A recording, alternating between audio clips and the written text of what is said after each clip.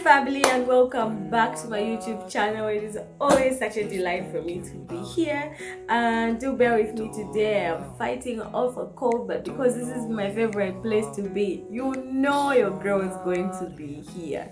So it's been a minute since we did a long video, so I am back with one of those, and in the spirit of just keeping it simple, we're going to look at the court structure of our beautiful country, Zambia.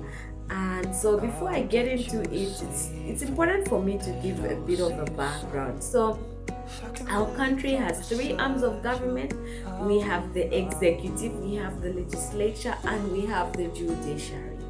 And the judiciary is where our courts fall under, and they're provided for by the constitution of our country. And the constitution prescribes the principles under which the judiciary operates and sets up these courts, and also it provides for its functions and the functions of the courts. Okay, the functions of the courts are twofold: to hear civil and criminal matters and to deal with matters relating to the constitution. We basically have two types of courts. We have the lower courts and we have the superior courts. Okay, so before I get into the actual structures of the courts, these are the principles. So principle number one: justice shall be done to all without discrimination. Number two: justice shall not be delayed. Adequate compensation shall be payable where it is required. Justice shall be administered without undue regards to procedural technicalities. And finally, values of the Constitution shall be promoted and protected. So those are the values. Like I said, we have the lower courts and we also have the superior courts. We have a hierarchical system of courts, and that's why we have lower to superior. So we come from the bottom going up.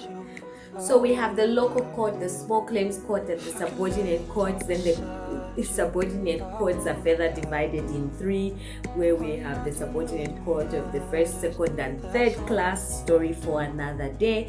Then we move to the superior courts, where we have the high court, and then we have the court of appeal, and then we have the constitutional court and the supreme court, which rank at par. So the constitutional court deals with constitutional matters, as the name clearly so states. So don't take non-constitutional matters to the constitutional court. But yeah, so you start from the local court, then the subordinate court, then the high court, then the court of appeal, and then to the supreme court.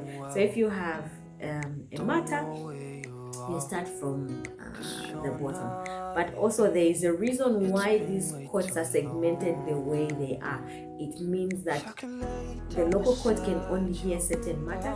Then we have the subordinate courts, so there is a cap of an amount of money that they can deal with, but they also handle both civil and criminal matters. So the subordinate courts are restricted to deal with offenses that go up to a particular number of years in judgment. So they are each segmented and given a certain authority to deal with. And then the higher the court goes, the higher the power that they have.